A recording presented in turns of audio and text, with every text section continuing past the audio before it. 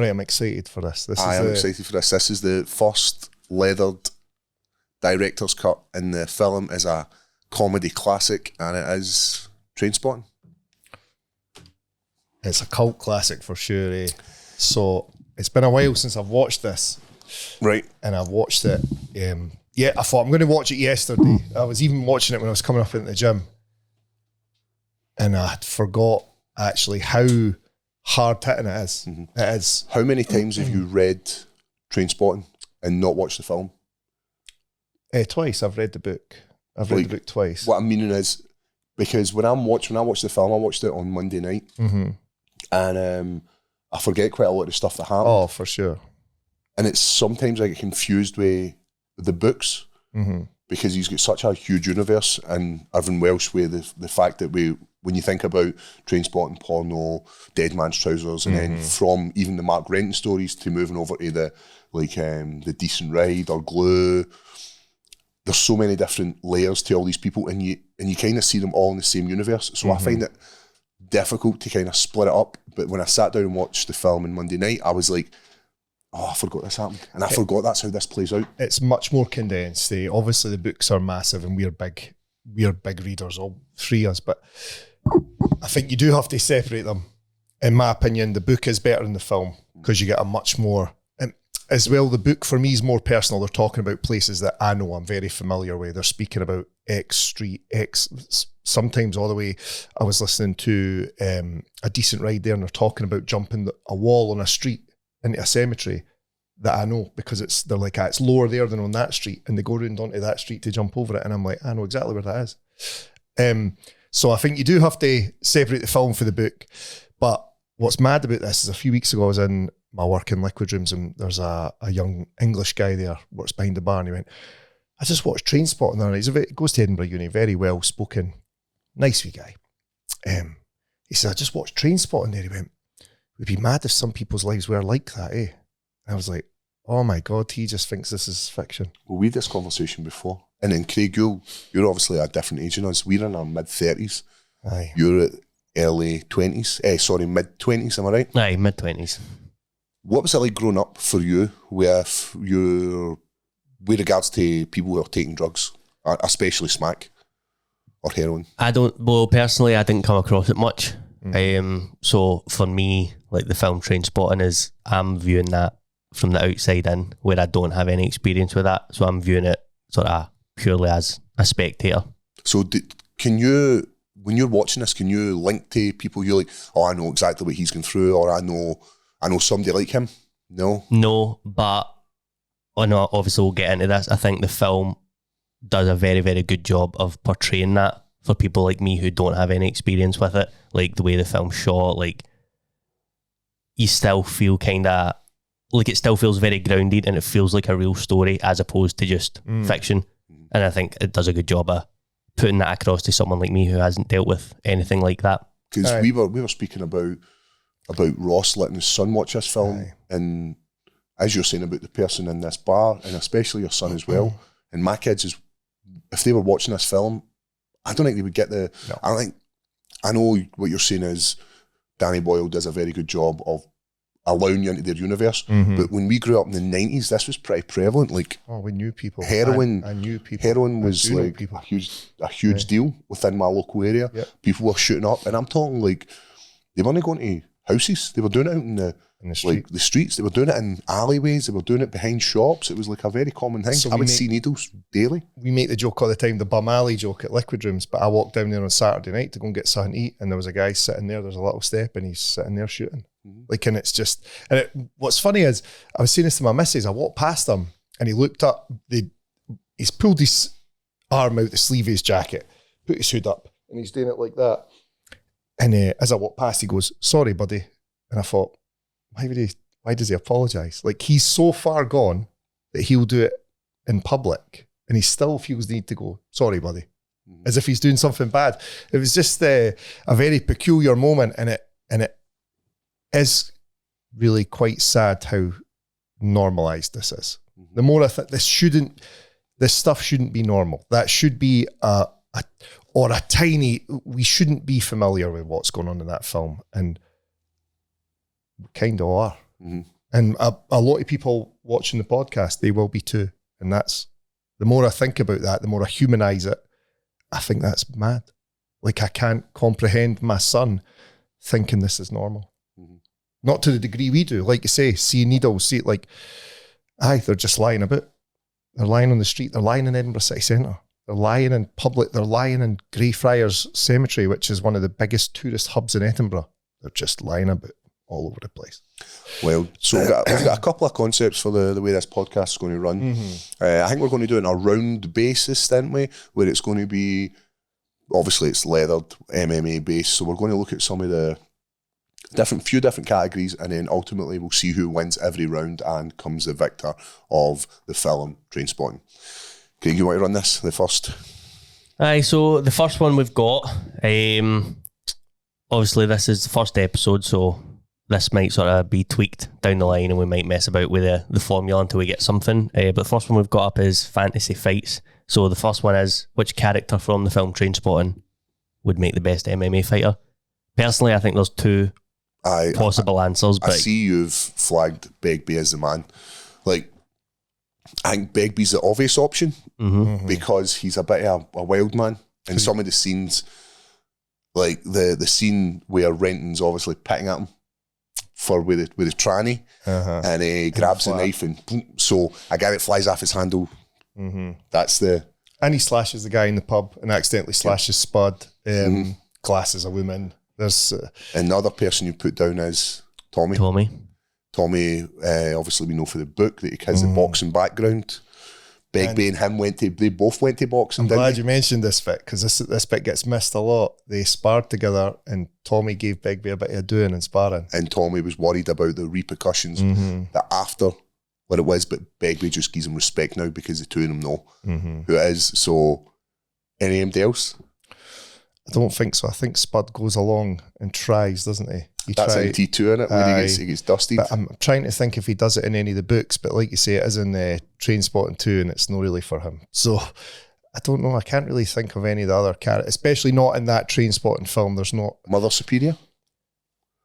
Maybe. They've got the look. They've definitely got the look. They could be in the boxing gym, just scrapping away. I think it's Tommy. For me. It has to be. Begbie, you're not getting him training in a gym with, because he could get shown up. So he's not going to do it. So he's not going to turn up. But you could actually fill him in as like a last minute replacement fight of the night kind of thing. Like, bring in Begbie. Dive in.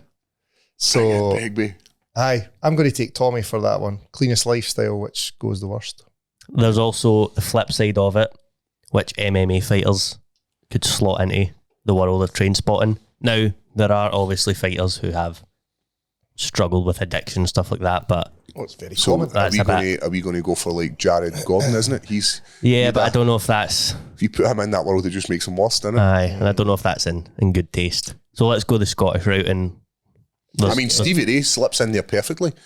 For any that don't know, Stevie Ray's been obviously chasing junkies the last couple of weeks because he robbed his missus' purse. So Stevie Ray slides in there like he is Tommy. He slides in, he dishes out a couple of bits of street justice to the boys. But again, Kirkcaldy is one of these places where same big problem. Like, and again, it's so mad when I think about this. Exactly what I said to you. Our kids don't see this as real, and we see it's not only real but normal. And I just, it's actually bothered me. Right, we've had a few Scottish fighters. So I want you to pick Scottish fighters to replace the fighters. So we've obviously got Chris Duncan. Would you give Chris Duncan a role in Trainspotting? Nah, he's none of the people. The MMA show, right? Stevie Ray, who does he get? Tommy, did you give him? He's a clean enough good guy. My good self. Sick boy. I didn't want to say that. You could. Yeah, you could be. Good Wakama. Joanne Calderwood. the female characters are... they don't get... Do you give her Diane? Do you give her... That's a tough one. There's not the video shop, Tommy. The video shop. Liz. Well, because she's chucked him for Iggy Pop and all that other shit. So that was the one I had forgot about, because I'm sure we'll get onto that in a minute. Right, what other Scottish fighters? Danny Henry, does he get in? Do you him Begbie? Spud? Danny is a bit. I've known Dan. I didn't want to give too much away because I know Danny on a kind of more personal level. I've seen Danny out and about, kicking about in town. So, Do you give him the rent? The rent boy? yeah, he's a bit better behaved than that. I wouldn't go as far as to say he's a Begbie, but he's had his moments where he's probably done things he's not that proud of. Listen, any other Scottish fighters? Robert Whiteford? He could maybe be a Begbie type. Right. I don't know. And I think, is that all the Scottish fighters we've had? You might put Casey O'Neill in it as well? An honorary mention. Aye, give her a wee roll. Give her Spud. She could be a Diane. Right. Disappears away, comes back. Aye. Not really sure about her. There you go then. Right. Next up, we've got Fight of the Night, which is going to be our favourite scenes from the film. So, Ross, do you have a one that springs to mind? I do, aye. My absolute favourite one, and you hit the nail on the head of it right away when he gives Tommy the money and smiles at him. That is my favourite scene. Renton's gone over to visit Tommy. He's told him he's took the HIV test. He doesn't have it. Tommy does have it. People are breaking his windows. They're spray painting Plaguer on his front door and stuff like that. He's just lying on a mattress in his flat. It's a shithole. And you getting out much? You doing much? You going to any Hibs games? He's kicking the ball at this point. And it's like the deflated flat ball. Mm-hmm. Well, Tommy's just lying there. Deflated. He is a deflated flat ball. He's got HIV, and he asks for sub us in, mate. I've got a rent check due, and he grudgingly gives him the money, and then laughs about it. And I'm like, the line that always gets me, and I said this to you yesterday. What are you going to do? I've got to help him. He's a mate. They say it. They say it. Every one of them takes a chance in saying it. Like when Renton's lying in bed with Begbie, and he's like, "What are you going to do?" He's a mate, and he's absolutely making his life torture. Aye, it's that for me jumps out all the time because they're like, he knows he shouldn't have given him the money. He knows it's his fault he takes heroin. It's his fault he has HIV, and he's still just like, And a major flaw he sees in Tommy. Tommy always tells the truth, and he thinks that's a negative. He says Tommy can't lie to people, and he sees that as a negative rather than a positive. And so for all those reasons, that specific, handing him the money, the horrible flat, and it's easy to be philosophical when some other poor cunt's got shite for blood. I think the thing that gets me with that scene is like, before he like tries to give Mark the money, he's kind of giving Mark a hard time. He's like kind of giving it, like he asked Renton, did you take the test? Clear, and he's like, oh, must be nice, or something along those lines. And he's like, kind of giving him a hard time about that, being like, oh, I best hit in the world, or greatest feel in the world and all this. Better than sex. Exactly. But as soon as like Renton takes money off him and gives him it, Tommy like changes and is like, thank you so much, as if by giving him this, he's doing him a favour. Even though if 10 seconds before that, Tommy's kind of run through everything that Renton kind of fucked up his whole life. But as soon as he gives him this next hit, all is forgiven. And Renton's... That's the paradox of the drug addict, eh? Like, you're only as good as your next hit. Everything to get it. Anything to get it. And once you get it, we're all good. I like for me, they're obviously, the film is littered with scenes. I think every single scene in this film is iconic. But for me, I think it has to be the starting, the opening sequence, the music, the way that hits. Anytime you hear that song, that's what I think. Yeah, I think about Renton, Sick Boy, and Spud running down the street, running away, hitting that wee alley, and it's proper flat out. They are going for it. They're getting chased with the coppers. Then they get hit with the car. Over the top of that, the monologue as well. Choose life. Choose the big telly. And he runs through all that. I think that is like, if I was saying to MD who's never seen this, watch this scene, and you'll be in. The end as well, though. So the opening and the closing are both like, the truth is, I'm a bad person. Like, they sort of accept and say, I just am this. I didn't choose life. I'm going to be like you. And it's set beautifully with the music as well. Like the Bon Slippy at the end when he decides to take the money. Yeah, but see, we can run through every single scene. I know, because I was about to do it their way when he overdoses and they're playing Perfect Day and he's Beautiful. sinking into the carpet. Like, but then all these scenes are linked with really good music. mm-hmm. Like the scene where he jumps into, he goes out the back and he climbs the wall after the funeral, and then he jumps and he lands in Mother Superior's, and he's like, would Sir care for some garlic bread? Put it on my tab. I'm afraid credit has been reached quite some time ago. It's the sort of like regular table, that kind of stuff, looks normalising it, and he's like, he brings it out to him on a bit of kitchen. What is it? He says just hard I'll intravenous proceed. drugs Aye. for me, thank you. And then the music kicks in and he goes through that whole sequence. And then realises he's overdosing. Should I call Sir a taxi? And actually does stop a taxi. But then you hear the ambulance and you think, oh, he's going to put him in an ambulance. And then it's no, because that's not how this game works. You get caught. Aye. Can he put him in an ambulance? And then you just put him in, scud in the money, and the taxi driver just pulls him out. And then... And again, like I've seen that loads of times. Loads. I'll see it this weekend. Craig, what are you going for your... I chose, again, another scene that's accompanied by music. It's the scene where they've all decided to get back on heroin after they came back from going on the hike, and we're all back in heroin, and it's like Iggy Pop's Nightclubbing is playing. And it's just kind of... and it's just kind of monotonous and repetitive, and Renton's like, this might look like it's like we're just dossing off, this is an easy life, but this is a full-time job. And then they link it with them stealing stuff in it. Yes. They go in and steal the TV. And then they're going into care homes, they're stealing prescription pads, they're doing all this. And I like the way that's how they're trying to say that it's hard work living like this. Look at everything that we need to do. And it's like accompanied by that music that's kind of just... The song's Nightclubbing in it. Aye. And it's kind of repetitive, and it's kind of like day in, day out. This is what we're doing for it.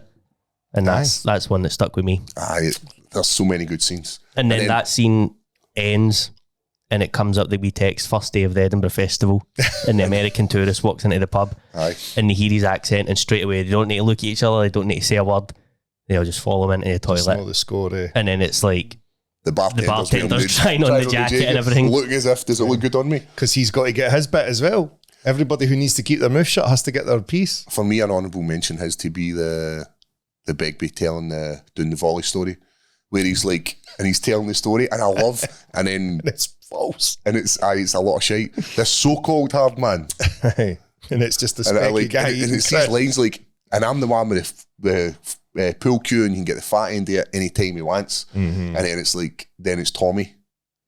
Tommy says like, But we were in the volley. But that that's much is true. where he says, Tommy always told the truth. That was his big weakness. Aye. Like, And then he then goes through that whole story about the wee specky guy, batters him with a pool cue, and then it's literally telling you who this character is, and it's giving you like just a little bit of what this guy's like. Finishes his pint, throws it out the balcony, starts a riot, and he can't leave here. I find out who glassed that lassie. that is probably the most famous scene, eh? Out with the intro. Jink? Aye, I would The say pint so. glass The scene? wee stop motion where it's like same again. Like we could go through every single I know. moment in this. There is so many, eh? Yous were teaching Oban Elliot that line as well when we were down in Wales. He can't leaves here. I find out who glassed that I'll lassie. tell you an even better one. the So fuck are you? I was watching it as I walked into the gym yesterday on my phone. I saw Lorenzo Parenti and I went, look, Lorenzo, there's where me and you were running about when we were wee guys. Well, Lorenzo still stays there. But those flats are knocked down now. It's Sight Hill in Edinburgh. And I was like, but that's where it's where I met my missus. It's where she stayed, right, that you could see the flat. It's just, it was an excellent choice, eh? It is too hard, really, to pick out one specific scene. And I'm glad we've all went for different ones. But it is just probably the best Scottish film we've made. Probably the most iconic Scottish film we've made. The thing I like about it is Danny Boyle links it so well with the music. I think character's choice is perfect. I think as a film, Danny Boyle has smashed it. And then you look what he's went on to do after he's come back for all these films, and you look at all what the actors have went on because of this one film, which has kind of changed the vast majority of their lives. But do you think it's categorised them as they guys? Certainly not. No. I think, is that one of the things we're going to speak about? As in, like, who's came out best? Or just the sort of breakdown of these guys? Like, because when you think about Ewan McGregor, I don't think about Renton. Who'd you go with? Obi-Wan. That's his, like, that's his, of course. like, I don't think you can get a bigger film franchise than Star Wars. Aye, that's fair. What I will say though, I think Ewan McGregor's the exception. I think the other three, I think they will, for the majority of people, they will always be those roles. Robert Carlyle's always going to be Begbie, I think. I can't imagine him as anything else. Or that's the first thing that comes to my mind for him. Ewan Bremner, it's always going to be Spud. Johnny Lee Miller, it's always going to be Sick Boy. They're the three roles that if you say those people's names to me, that's what comes to mind for me. What about Diane, Kelly MacDonald? Because for me, she's always going to be Brave, Meredith. Mm-hmm. I only found that out recently. Aye. That it's her who voices it. I didn't know. I didn't know that either. Yeah. That's her. So for me, that's when I think of her, that's who I think of. But then in that as well, you've still got all these amazing actors. She was 19 when that was filmed as well. Aye, did you hear that? Have you heard the... So she wasn't an actress, and she was kind of found. She was working in a restaurant. Aye. And they'd asked her to apply for the film. In Edinburgh? No. They were... So Danny Boyle for Diane, specifically, he didn't want like an actress. He wanted someone who was kind of unknown so that it could be believable because she's maybe 15 in the film. And I don't know, they probably didn't want a 15-year-old in that role. No. So Kelly MacDonald was 19 at the time. The fact that you see her she goes, like, the sex scene in this is pretty rampant. And going into like some research for it, they actually had to tone it down for the American audience. They cut scenes for it. Aye. Really? Because she was enjoying it too much in the scene. That's what they said. They said because she was enjoying it too much, we don't want like a 15-year-old, because that's kind of it happens in the film and it's not really addressed.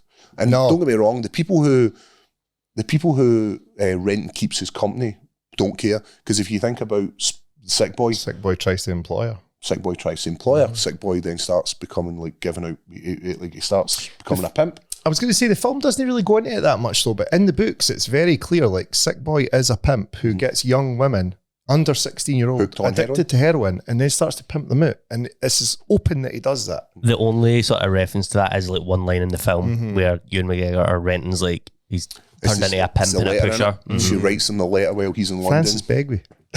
That's another great scene. And you hear the chap at the door and he flips over and goes, Francis Begbie. Like he knows it's going to be him at the door. It's the beggar boy. I know. Aye, she's got a bigger part in the film than she probably gets credit for. Like I would say she is a very important part of the film. Like her role. Because there's a huge segment missing if we don't have her in it. Had you read the book before you had seen the film? I had seen the film. No. When did you first see the film? I was like 13. So the film. I watched it on a VHS. My dad just went, "What's that?" 13. I don't know if it'll like the impact it'll maybe sort of translate because you are that age. But like, what were your thoughts? Like the first time you watched it, if you can remember, when the morning after that and she comes down in her school uniform. Well, I was at school with lassies who were going and getting shagged with older guys. Well, I never thought it was an issue. I didn't think it. I wasn't like, oh well, that's no, because we grew up in a different time or anything like that. I just didn't see it as like underage sex. I never seen it as that. Even knowing she was at school. Like I think I must have been. I was a kid. Would have been at high school, maybe just into high school. There was lassies at my school who were not 16 and they had these older fucking boyfriends with cars and stuff like that, and it was, I don't know, what was I going to say? I was a wee boy. The classic line is when he's eating the breakfast and he's like fucking buttering the toast, you Diane's flatmates. Aye. Flatmates, that's I must remember that one. Aye. Like, what does her parents think? Does her parents know she's fucking... I was thinking that as well. And then is her parents a wee bit kooky as well because the dad's riding through the fucking house in the bike? It's like a bit arty. Is that? I think a lot of... So we get them, they turn up at the club, lassies who are clearly fucking school-age girls still. And I always think that. I go, where do their mum and dad think they are? Like, they've no idea. They don't know. I'm away to stay at such and such's house, and they're fucking walking down Edinburgh city centre wearing Nixie clothes. It's... these young lassies are still... It's been a thing forever. They're always going to push the boundary and try and do... And if they can get away with it, some of them will. Unfortunately. So looking at the cast, like we're going into a few of the guys, I think the cast in this film's pretty incredible when you think like you've got Peter Mullen in the film. Were these guys as big then? Because I think what we think forget is how old this film is. It's just how I think they've aged. Like guys like Peter Mullen have went on to have a great TV role. I think probably the biggest actor at that time would probably have been Dale Winton when I was a kid. He was huge within like 90s TV. Keith Allen as well. Like just James Cosmo was Braveheart out by then? If not, it'd have been round about the same time. No far away. But you look at how all these guys have aged in their careers of Braveheart came out the year so it's before. like a year. Aye. And same again, Braveheart, he didn't have a big role. He was just like a bit part. He was the dad in that as well. Aye. Went on to be Lord Commander of the Night's Watch as well. Aye, Mormont. They do all sort of bump into each other again in a lot of different films, don't they? Shirley, for me, like obviously she, like I know her as Bunty for Filth, where she's like, turned my gas off, but also she's Moaning Myrtle in Harry Potter. That's who that is, Moaning Myrtle. Your knowledge of these extra parts is incredible. Kevin McKidd was in Grey's Anatomy. The only reason I know that is because there's like a scene that flashes up on my every once in a while if you're watching a video, and it's him hitting a kid, and the parents are like, stop that, and the kid's obviously swallowed a penny. He's a doctor in Grey's Anatomy, and I think he's went on to have a same again. Big career. Ewan McGregor and Ewan Bremner were both in Black Hawk Down as well. I watched that one a few weeks ago and saw the two of them together. Aye. They like share scenes in it and everything. I was Bremner like, kind of pops up in these kind of things and you're like, oh, there's Spud there. What's he been up to? Same again. Nobody else other than Spud. No, he is the Spud for sure. I couldn't think of another character he is really. Well, he in the original like stage show before the film came out, he played Renton. And he went for Renton, didn't he? He went for it. They never picked him. But Danny Boyle always had Ewan McGregor in mind, so they'd offered Ewan Bremner Spud because they had worked together on Shallow Grave, didn't they? Yes. And they obviously had that falling out, which that's the reason why it took so long for T2 to come out. Oh, really? He was meant to be in The Beach, and he was meant to play Leonardo DiCaprio's part. And because they got Leonardo DiCaprio, or Danny Boyle managed to get Leonardo DiCaprio for The Beach, who are you going to take? And I'm no shitting on McGregor, but who are you going to take? The guy who's going to transcend movies or Ewan McGregor? And Ewan McGregor took a hump for him, and the two of them never spoke, and that's why it took so long to get T2 done. Robert Carlyle's in that as well, at the start. He does, I forgot he was in that. Kills his when you see it hanging through the window. And, he's dead, so potentially killed his cell at the start. I don't know. Speaking of the cast, another wee segment that we could do, if this film was made today, it would be the modern day recasting of it. I struggled with this. It's difficult because you would need to think like, how are we putting this? Are we going to go full Scottish? Because I think one of the downsides of this, and I see you've kind of pinged it up, is Johnny Lee Miller's Scottish accent. It's no the best. It's no great. And it's probably the only accent that isn't great in it, because everybody else's accent, if not Glaswegian, it's definitely Scottish and it's Ewan thick. McGregor gets a couple of words wrong though. He gets Saughton wrong. What do you call it? He calls it like Saughton, something like that. He says it like Saughton, something like that. And I've always, every time I've watched the film and heard him say that, I've always thought, why has he said that? Like somebody would have surely said Saughton. Where is it he's from? It's Saughton Prison. So no, where's Ewan McGregor from? I'm not sure. I think he's from further north. His brother's like a pilot Perth or something like that. His brother's like a pilot in RAF or something. Quite a well-spoken guy. Perfect. Nailed it. Bang on the money, man. But I think the issue you have with sort of like recasting a film like this, and it's kind of going back to what Danny Boyle wanted, they all kind of were, I suppose maybe apart from Robert Carlyle, pretty unknown actors at the time. They weren't megastars. And I don't think if you made this today, you could put like a megastar in it, because I think you're just going to then see that to star. See one person. Exactly. Not even that. You're not, I don't think they would be like believable in that role. The only one that I could sort of, like, that came to mind for me was Paul Mescal as a potential Renton. What's he in? He's in After Sun. He's in the new Gladiator. Right. And he's going to be, I don't know what one he's going to be, but he's going to be one of the Beatles in the new Beatles biopics. What about your man who plays the Joker in the Batman movie? Barry Keoghan. That wee sort of I did Irish guy. think him as well. Could you get him for Spud? Aye. Because he's got that kind of, you know the wee guy we're talking about? Have you ever watched The Banshees of Inisherin? Yes, and that's why I'm Aye, thinking I'm his leaning towards character that. there's kind of like no all there, like a bit dim, and it probably would fit that sort of Spud role as well. But I think the thing is, like, if you were to go with a Gerard Butler type of person, that's so blatantly obvious. Like, Aye. right, let's chuck him into it, build round him. Where would you put Jared Butler if you were putting him in it? That's what I mean. So who could he be really? Because Could he be Renton's dad? Could he be maybe, but the White Swan? He couldn't be like Begbie. He couldn't he can't be any of those guys. Because these guys are only meant to be early 20s, like 19 at this age, about 19, 20. See, when I see pictures of my dad, and they all had that, like when my dad was a young guy, they've got the moustache, they've got kind of long hair, some of them, and they look like Begbie looks. They all look the same way. All the guys, it's the same as now when you go, oh, like all the young guys, their hair's all the same and they're all dressed the same. That was the same back then as well. Have you heard how Robert Carlyle tried to portray him? He tried to play him as a closet homosexual. Aye. And that's where his anger comes from. Ambiguous homosexuality. And he also said, like, the white socks, he's only playing it if he can wear the white socks. When he jumps off the bed and stuff like that. No, it was like the white socks with the black and the black shoes. He's like, it has to be white socks. Why? I'm not sure. I didn't know that. Is it something to do with blood kicking? You do notice it. Like, I notice when can I have one of these fucking pot noodles? And jumps off his bed and he's got like these mad red trousers on and big bright white socks. So he must do that throughout the film. Fair enough. But who? Sorry on you. I was going to say the only sort of one of the biggest Scottish actors now that's sort of younger, Martin Compston, but I don't see him in any of those roles.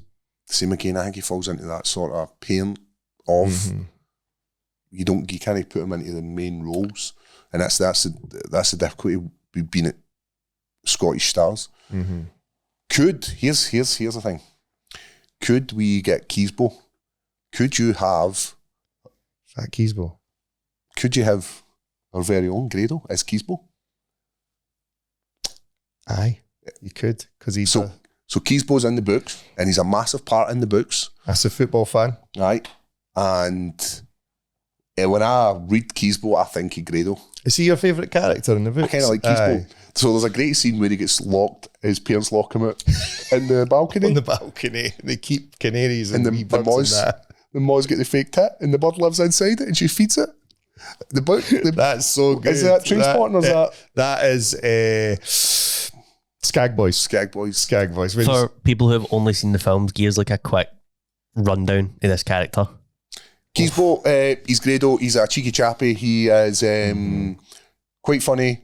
He was in the band, wasn't he? He was. He's a guitarist. And he's the lassie he's going out with. There's kind of jealousy between him and one of the other guys in the group. Who was that again? Is it Matty? Might be. I'm sure it's bird before he went out with her, and so they still argue about it. They argue about football. They call each other names. He's a fat jambo cunt. But he's kind of tough. He goes about with Begbie a lot. So they go down to, like, one of the scenes, they go down to Loch End and kick fuck at a couple of brothers and stuff like that. That's right. I forgot about Keysbo's like, he's the karate boy. Aye. Begbie goes and does this karate boy. This cunt And comes stabs his brother and everything, hits him across the head with fucking, anyway. All that screaming, they put in the window, don't they? To get him to come out. But like, so Keysbo's like the first name on the team sheet for violence with Begbie. And then Begbie gets locked up. Keysbo gets on heroin, gets caught steals the charity tin. I'm sure it is. That gets caught stealing. No. The woman's cat. It's Renton that steals it. Because remember, they go up to his flat to throw it off. And who's waiting at the bottom to collect it up? Is it Spud's waiting at the bottom? Aye. No, it's no. Because he's like, you can't do that to the cats. No, the cats, man. Aye, he doesn't want to steal the tin. And I'm sure he goes and gives her money back after they steal it.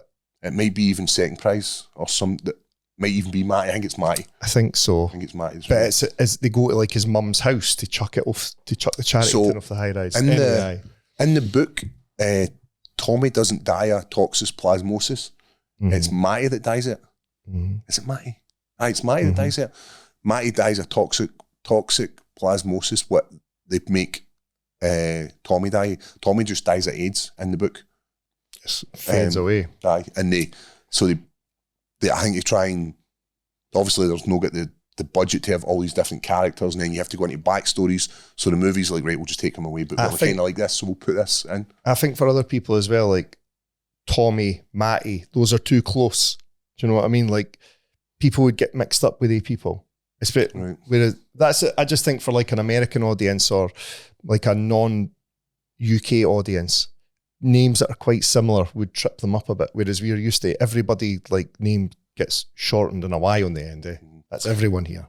Did you see that they had to change the opening monologue of Trainspotting for an American audience? So they had to change the opening monologue for Trainspotting because it was too thick. And what they said was, if we put this out in America and if you can't understand the first half of the movie, you're not going to stay and watch the second half. So they dubbed it. I'm not sure if you're able to get it, but that you can actually, I know it's out there, where you can get the Americanized version of that opening. Toll came out with a beauty about the books. He was like, there's clearly vocabulary here that is specific to certain parts of Edinburgh. And there's some of the stuff they say, like, I don't speak like that. I've got friends who speak like that, but I go out my way not to speak that way. I don't know, I never say words like Barry. I never ever say that. But what does that mean? Good.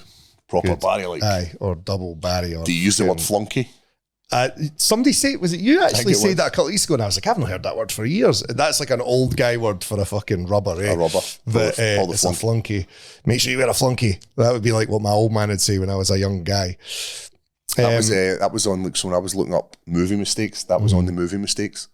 When Renton's having sex with Diane and the two of them are getting it loudy, there's no sign of a condom on.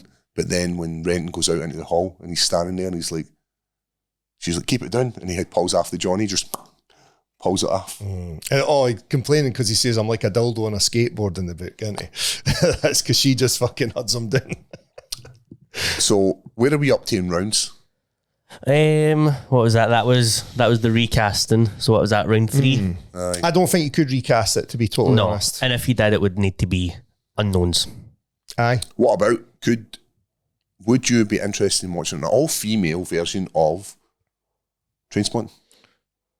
So all the roles are reversed. That sounds controversial when you say it, but in the books, the women play a huge role. The women are they're into the drugs as much as them. So would you be interested in watching? Important. I think you wouldn't do it just for the sake of it. I think the way they did it with Ghostbusters. I think it would be too much. I think it would need to be its own different kind of story. Would you feel it was less or more impact? Would you think it was more impactful watching these young women destroying their lives? I don't think people would think that happens. I think if you were to follow 4 lassies who are now hooked on heroin and are concerned with things like getting HIV, and they're in their early 20s and they're having babies who die or get taken into care, or I think people would just go, no, this is too much. Is that one of the worst scenes, just you're talking about baby dying, baby Dawn? It's quite a horrible scene. It's horrible. Because you see her obviously in the film a lot of the time where she's just been a baby and they're hitting up heroin in the same room as this lane. Aye, and in the book they actually don't know how long she's been dead for either. I remember reading that and being like, fucking hell. Like, she could have been dead for... Did they say it in the film as well, actually? Don't know if she's been dead for however... Aye, there's something like... There was no way to tell how long she's been dead for. Aye, because Rent says something about her screaming, didn't he? Whereas, like, we don't know how long. Aye, she's maybe been screaming all day. I don't know. Aye, fucking hell. But straight away, the first thing they're doing is after that tragedy, they're like... I'm cooking up. Right. It's like, and then she fucking say something, Renton. Aye, the mum gets to go first. Aye. Obviously. Well, after him. He gets to go first. Aye. And then it's her. But I know we're going back in this scene, but we never even spoke about the scene where the baby obviously crawls along the roof when Renton's in detox at his parents' house. Another great scene as well, when you've got like Diane singing, you've got Spud and Chains hanging off the cupboard, you've got Sick Boy coming in, looking all sharp and talking to him about taking drugs. Like, that's a cracking scene as well, and the way the room pans out and it elongates itself, and then you've got Francis Begbie in bed with him. So if I come back here and that's not your system, I'll fucking kick it. So what's horrible about that scene for me personally, I remember I was much younger and I'd been in trouble for something, and I was locked up No, for a long time, but just for a few days. And they have 2 separate corridors. And on one side is the cells that they call dependents, right? So that's like heroin users, alcoholics. And I can remember my one looked into them, and you had guys who'd maybe been arrested like yesterday afternoon, and they've now been here for like 18, 20 hours and maybe longer, and they've not had anything. And they start doing that. They start screaming, sweating, rocking, shouting. It's horrible, eh? Like the film does a great job of actually showing that because that's really how they go. Like it is that, it's horrific, eh? They're rolling about the floor, they're sweating, they're fucking fighting with other people in the cells. It is quite a horrific thing. Like to see somebody, excuse me, cold turkeying off of heroin, it's fucking grim. I had listened to a podcast with Irvin Welsh, and he had taken heroin. He was an addict, and for writing Trainspotting again. So he wrote all these sort of, I can't remember exactly, but I'm sure he was writing these on buses, writing like scrolling down like these wee stories. They almost feel like a collection of small stories. So he's like writing down all these wee small stories, and then he forgot about them, and then he came off heroin, and then he found them all again, and he rewrite Trainspotting, and he took heroin again. Really? To try and, so he's in that frame of mind. And the same, like I've heard that Ewan McGregor toyed with the idea of taking heroin to get in that mindset of being a junkie. He learned how to hit up properly. So this is like kind of moving on to our next round 3, the trivia triangle, because I seen the same thing. So like the football team at the start as well, that's Carlton Athletic. Right. They were all recovering addicts. Is Carlton in Glasgow? Yeah, I thought that. They had they taught Ewan McGregor how to cook up. They done it with glucose instead of actual heroin. And then, as you said, Ewan McGregor in an interview said I had thought about trying heroin to get into it, and he was like, but I've done scenes before where I've died and I've not actually died in real life, so if I did do that, it would just be for the sake of trying heroin. So I decided against it. What a commitment to getting it right, though. Considering it. Like, what a commitment. Daniel Day-Lewis, he would definitely go in. Oh, aye, He's he'd like be a madness method actor. He'd be like, right, I'm going to take heroin for 6 months to do this role. Jared Leto as well. Aye, these guys He are looks like, that guy. These guys are like, right, I'll dip the toe and I'll see what it's like. Aye, but what if you So don't other come back? trivia, I see you've got the David Bowie one. So Yep. so David Bowie actually had to convince Iggy Pop to use Lust for Life. Do you know what the original song was they wanted to use? This is a cracking. Go on. The original song they wanted to use for that opening monologue was Mission Impossible theme. Have you got that? I've got I right above that. Oh, have you? So they wanted, but it was too expensive. It was 3 times worth the budget of the film. Aye. So for them to license that song, so the film's budget was 1.5 million, and to license Tiny, that song, it would have been triple that cost. Just for that one song. So David Bowie then had to convince Iggy Pop to use Lust for Life in the film. Does Iggy Pop take heroin? Aye. It probably did back in the day. Looks like he does. Me and my man Gary Thompson went to see Iggy Pop. Aye. Aye, we're going down to London to see him. Does he not look like just a bag of bones now? He looks like somebody's stretched their nutsack over And then put a wig on it. over like a toy. You ever stretch your nutsack over anything? Like over a toy, over anything? That's what he looks like. It looks grim. Ziggy Pop or whatever. Did you see the one about Oasis as well? Yeah. They asked Oasis to use one of their songs, and Liam Gallagher's like thought the movie was about trains, and he's like, beat it, using my song. Oasis wouldn't have what? What song was it? I don't know what song it was. But Blur. I think the see that Blur scene where that's the one where he, just before he goes into Perfect Day, the song is Blur. They've also got Pulp, and I don't know what the song is, but it's when Begbie's sort of moved into Renton's flat in London as well, and he's talking about how it's like a shithole and everything, and it's kind of matching up with the scene. But like Liam Gallagher has since came out and said he regrets that so much because this is like one of his favourite films now. Really? But I think they're probably, I know you're like, if we find the song, I'll see if I can have a look, but they'd have made it work. Danny Boyle, he's made Probably it all would work, think so do you know what I mean? There's not a song in this that doesn't hit the way it's meant to hit. And he could have went with like pure easy ones like Golden Brown and stuff like that, and he never. Like when I'm kind of glad because I kind of like that Golden Brown way, that gangster sort of movie. Snatch. Aye, that's like when I hear that, I'm thinking like that takes me like that sort of London gangster, like ska. He does a great job, eh? And obviously these are like massive, like throughout the two films, throughout the first two books, the influence of Iggy Pop and that sort of genre of music. Well, they love music. There's the scene of where is it Sick Boy's talking about, he's talking about Lou Reed. Some of his stuff's not bad. Saying it, and he's like, when they're in the solo stuff, obviously comparing it to the Velvet Underground, and like their music knowledge is... They're obsessed with music and they're obsessed with films.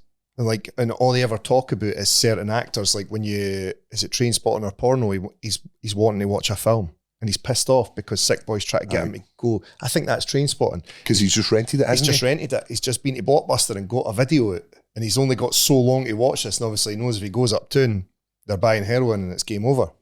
And he wants to watch a Jean-Claude Van Damme film. That's right. And the whole thing about, they don't go into the... So there's the scene where it's Renton and Sick Boy doing the Sean Connery accent. The two of them are doing it. Now in the books, the vast majority of the dialogue by Sick Boy is done in the Sean Connery accent because he believes he is Sean Connery. That's how he talks because the two of them grew up in the area. He thinks he's like, I'm the next Sean Connery. This is how Sick Boy believes he is. Aye. They both stayed in their flats, and he's like... He's mega deluded, really. And I'm sure he calls his production company after the Banana Flats, didn't he? Oh, he calls his production company. This is fucking tell Sick you. Boy when he makes, because he's making pornos at this point. That's going to do my nutting, because I just listened to the chapter where he's talking about he's got the office in London. I'm going to have to bring that back up. Another bit of trivia sort of on that thread, is there not something where like Johnny Lee Miller actually has like a real life connection to the James Bond films? Oh, it's like, I'm sure it's like his great grandfather or something was the original M. Oh, is it? That's so like cool. His character like is obsessed with all these, but like the actual actor is also got a connection to it. Aye, that's cool. And then the other piece of trivia I found, the worst toilet in the world scene in the bookies. The poop is made from chocolate mousse. Ugh. And apparently all the actors actually enjoyed the smell of it in there. It's quite a pleasant smell. Well, that's a great scene as well. The other option's no brilliant. Right. Commit to the real thing. Because when you think about the what would that be, like the fantasy element of this film, when you think about like him going through the Jonesing when he's in that bedroom in the tunnel, when you think about him entering this toilet and it turning into this like basically oasis. Well, he is under the influence of drugs, eh? He's always in a warped reality. What other sort of scenes in that are these sort of... He's knowing... It's like a warped reality, basically. Is there any when he others? overdoses and he sort of sinks into the carpet and then it's shot for that perspective. The only thing I don't like, I love that scene with the visual effect of him sliding in as if he's going into the coffin. What I dislike about it is seeing he's pulling him down the stairs. And never thought of that. He still sees the red carpet, and I'm like, it'd be cool him just to see like this is him in the casket as he's getting lowered in. I've never thought of it that way. Like he's. What do you see it as? That's like, for me, that's like him dying, him getting lowered into the ground as if he's a coffin. Aye, it could be easily. What do you think it is? I just never thought it. I just thought he's like... that makes sense to me. You hear them say like, he was just melted into the couch. He was just... But the only thing that pulls me away is just that one bit where it's like, you look through his point of view and Peter Mullen's pulling him down the stairs and you can just see that red carpet. And I'm like, that annoys me just that wee ever so slightly bit. So funny as well when the nurse gives him the wee sticks in you. It's like, when she puts the needle in him and she's looking at him like... junkie. Because they probably didn't like them. There's probably a lot of nurses out there didn't like them. Shall we move on to the next round? Yes. Go on then. This one, Punchlines, which are funniest moment in the film, intentional or not. For me, I've got two. You can see them here. The first one, early on, when he takes the suppositories off of Mikey Forrester. Who is? Irvin Welsh. Baddie. And he's like, well, they're all I've got. Take them or leave them. And he went, well, for all the good they'll do me, I might as well stick them up my arse. I just love that wee one line. And you've also got Spud's job interview. Which is excellent. And it's not on. In one word? Pleasure. My pleasure. When you're like, It's- it's a cracking scene. And you know what? We forgot that in our scenes breakdown as well. Like, You lied on your interview. Just to get my foot in the door. You were sent here by the Department of Conventions. so Your good. foot's already in the door. I also like how just many before it levels as have I well. got? Could be 12, could be 0. I also like before that we're renting sort of before he gives him the speed as well. He's giving him the pep talk. He's like, it's a fucking tightrope, spud. Don't Can fuck this up. Aye. Don't want to get the job. You might get. Don't try too hard. You might get the fucking job. Aye, that's a good one as well. And then after it, it's like the voiceover they rent and being like, I couldn't be more proud of him. He absolutely fucking fucked it up. Why would I sell my passport? Just saying. Like when When Sick Boy's down there. sold his TV. Aye. So they're sitting there looking at where the TV was, eating chips. He's like, I could get you a good price for your passport. And he sold his fucking telly. He's like, it's rented anyway. What difference does it make? So he's rented a flat that came furnished and sold the fucking TV. Or when they jump out on the rent and can't handle them living with him anymore. So he puts them in that shitty flat. And they jump out and They jump out on the fucking... the family. Oh, that bit's excellent as well. Whenever you listen, there's so many There's things. in so this. much. What about the monologue where Renton talks about being like when they go walking with Tommy? He says, "It's shite being Scottish." Up to Career Station. That's been on my to visit list for ages now, but it's 3 hours from my house. Would you get the train up? I'd Just jump drive. off? I'd drive. Whereabouts is it? It's called Career Station. But whereabouts? Oh, north. North. Aye, far. It's Aye. I like that sort of wee monologue. Like Renton has a lot of these monologues where he gets to like, It's because he thinks he's fucking Plato. well, in the books he is. He's a well-read guy who's fed up with life, and life can't offer him anything because he's too clever for this world. So he's like, I'm just going to numb the pain with drugs, and that's what he is. What I kind of took for that scene was like, this is obviously before Tommy's on heroin, stuff like that, and he wants to go do a hike, and they're like, this is a waste of time. But like, I'm like, that's what normal people do. Normal people would go to these places, they would go for a walk, but no them. No, I To them, it's I completely never even thought about it like that. out I of never the thought about ordinary. that scene being like a normal. This is what a normal group of young guys would do. They do that now. But when we were young, but that's what I'm saying. But then I'm we wouldn't a have known different that. age for you. But we wouldn't have known that. That's right. So like, So loads of people must have been doing that, and we just didn't know never people told like it. anyone. So the problem was that people didn't do it where we lived. They went to the fucking pub, mate. We were talking the other day about Dad's Sunday was your old man's day, and he just went to the pub on a Sunday and you didn't see the cunt. And here's a question: where would you be?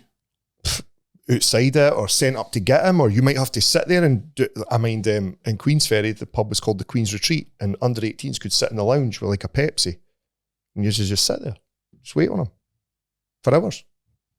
Like that was it. There wasn't a mate, like there was loads of wee boys.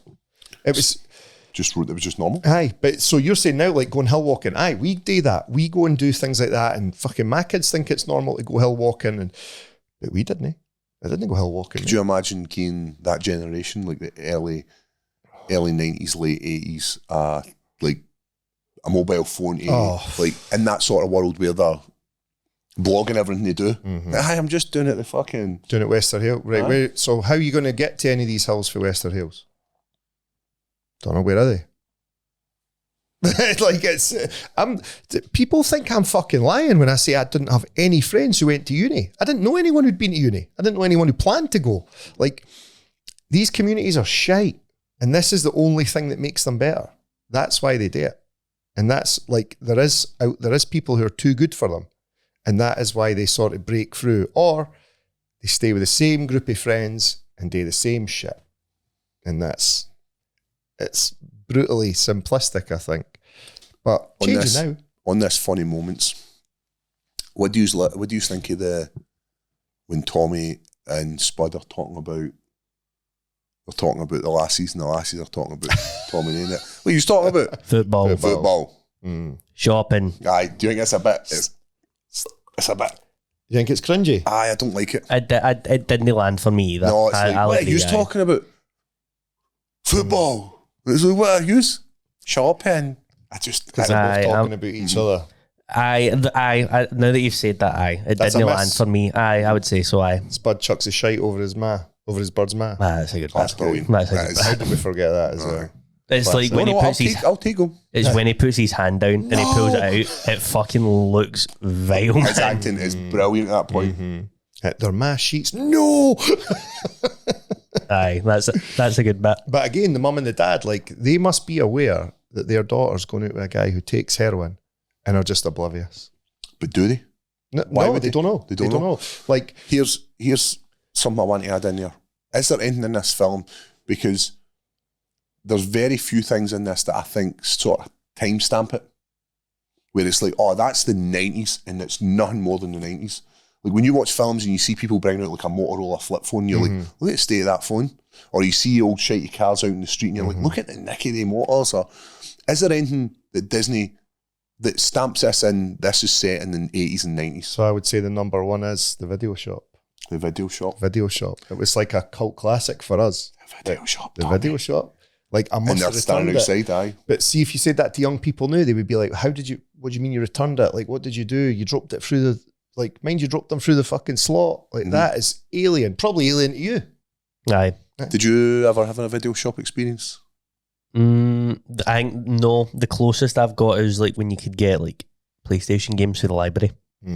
That's the closest I've got to that, I think. You would pay money to get it to a certain date, and if you went over that date, you would have to have a fine. When they Anything play else? Blondie Atomic as well in the nightclub, when he chases Diane out to the taxi. I think they're smoking in the nightclub as well. Yeah, so that they are. But so that kind of stuff, like smoking in nightclubs, that jumped out smoking for in me pubs. because the second I saw him doing it, I was like, I can't eat smoking inside. Like, I've never seen that. Smoking was banned when I started working at clubs, or it had maybe just been banned and people were still doing it, no caring, but Aye. it would have just happened. Aye. And they're smoking in the club openly, just like, hey, people dancing, having a fag, chilling out. Anything else that sort of timestamps this and you're like, this doesn't hold up the test of time? I think fashion is great. I think they all look, I don't look at them fashionably and go, man, that you can tell this is like set right in this period. I don't think it held up the test of time for me. It's tricky for me because there's some scenes that are like the high-rise flats and stuff that I know aren't there now. They've been demolished since then. But other than that, it's generic enough. Like, they wouldn't have known smoking was going to get banned in clubs, or they wouldn't have known the video shop was going to die. What about the phone where he phones, when he pulls all the stuff off the wall when he's about to get there? Breaks back out. And he's like, it's an old-fashioned phone on a wire box you'd put on your money. Aye, like it would have been in the pub. I remember the ones in the pub, like the coin in. Have you seen the deleted scene? No. There's a deleted scene where the White Swan has got his leg chopped off. So that happens to him in the book, In the book. So they just took it out. So Renton goes to visit him in the hospital and they have a wee chat. Because it's actually quite a good wee scene. He starts pretending he was a war veteran. Lost his leg in the Falklands. He begs. I think he says some line like he's like, I'm going to go to Thailand. You can, That's right. You can get in you want with a crisp few tenors in your pocket, and you can get all the arses in your face that you want. There's another big thing that gets missed that a lot of people probably don't know now either. When he says, pure as the driven snow, that shit. Yes, because all the stuff is brown. But this is a big conspiracy theory in Edinburgh that everybody was stealing the refined morphine. So we didn't have heroin in Edinburgh. Before that, we had refined morphine that was stolen out of I think it's GlaxoSmithKline. So it was white because it was going to the hospital and the staff were stealing it and selling it to just punters, just selling it to junkies. And that's why the old thing in Edinburgh is the heroin is white. What's this brown stuff? Brown. That's a wee snippet there. So we've done our 3 rounds, aye? I think that might Going be, about this that forever, might be 4 now. I think this one especially is because we know so much so- about the books. Yeah. I think this is going to be one of these ones that run on over anyway. And I think you've put down their performance of the night. Yeah. Who won? Who won the film? In Diane. the sense of, so you're going character. Diane won the film. Now, do you mean as an actress? Well, let's do both. Let's do character and my whoever was favourite involved. character in the film is Spud for sure. Always has been. If you look at the film on its own, Mhm. without the books, without the sequel, Who wins? What Probably- character in that comes off the best? It has to be Renton, surely. or Spud.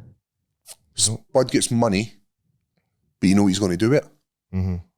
Whereas renting, would you automatically think renting's got, what, has he got 12 grand? Renting's got 12 grand. Do you think he's going to do that all on drugs? Because I don't.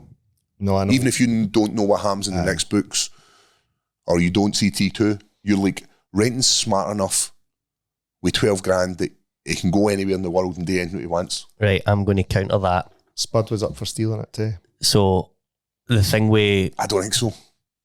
the thing with renting, and you're saying that he's too smart for that, something the whole way through the film is one more hit.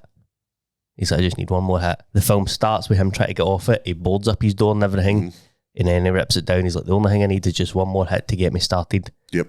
Then after Tommy dies, it's one more hit. After Spud gets sentenced, it's like, I just need one more hit to get through this horrible day. So again, if you don't know anything about the sequel and you've just watched this film, you've not read the books, how do you not know it's going to be just one more hit? And that 16 grand then turns into just one more hit, one more hit, one more hit. What if you just say that this is just something he does? Just takes heroin. Why is it an issue? What do you mean? Exactly that. So you're looking at it And as people if smoke. you're looking take at coke. it like his heroin addiction is this thing that he must give up, and it's a constant battle between him against the addiction to heroin. So why not just say, why doesn't he just take heroin at a manageable level? Because you can't. But then he holds a job down in London, and the only reason he goes back on the gear is by how'd you have that one more hit? Because he reconnects with his friends and he Because has to they try all the come heroin. down and they don't trust anybody else. They're like, we have to let him The heroin, because they trust Mark. it's what he's doing is nothing to do with the heroin. It's his social circle. So when he's with those people, he takes heroin. When he's not with them, he doesn't. He was selling take it. flats. No, you're right. You're right. So it's got. So for me, renting wins the film. Aye, okay. Begbie, You've convinced what's me. going to happen? Like, Begbie doesn't have his money. We don't know what happens in the next book. What happens to Begbie in life? The police would get him. Because he rips, Well, he the police fucking come tears in, up the don't they? hotel room, aye. And they're probably going to get him for Aye, for slashing his- the boy in the pub. And his armed robbery. So there you go. And armed robbery, aye. It was a fucking replica. So he's going to go to jail. What's going to happen to Sick Boy?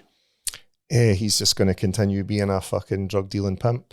He's Sick Boy for the league. Bad already. It's not Spud, getting you better. give Spud the drugs. He's just going to go and do his own thing. So I get Diane. So Diane, you know, she's smart enough to get into nightclubs. She's smart enough to manipulate renting and Because having that's all sex she with. does. She steer manipulates- clear of Sick Boy as well. Aye, so she's going to win at life, no matter what happens.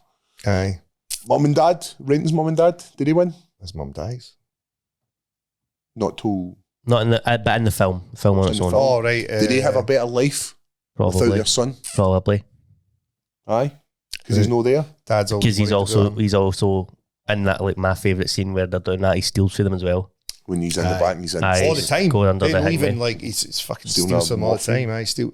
That But steals our. you can steals also our Valium, aye. you can also say they've still lost their son, kind of. Well, whether or no they're so better off financially. so we spoke about this in the podcast before.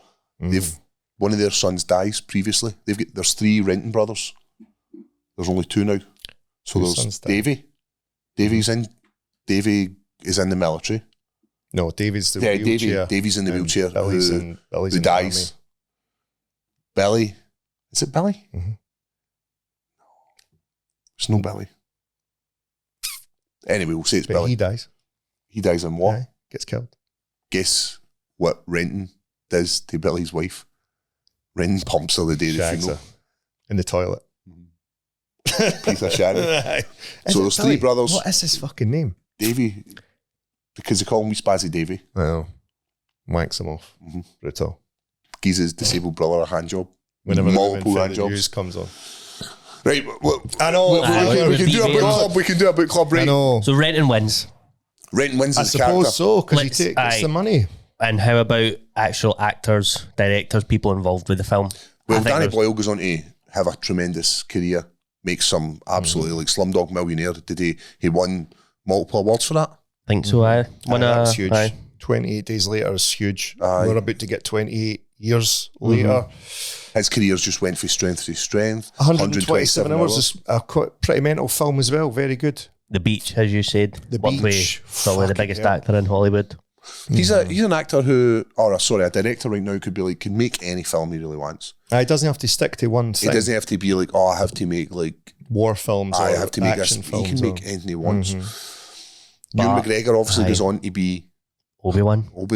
Mm. I think that's hard to ignore. To be part of the Star Wars franchise is huge. And to be like, not even just be like, They're huge names. it's They're not like huge you're names. getting, I'm trying to get Bigger a character. part than like Samuel Jackson. Samuel L. Jackson, that's what I mean. Bigger part like, than him. He's dead.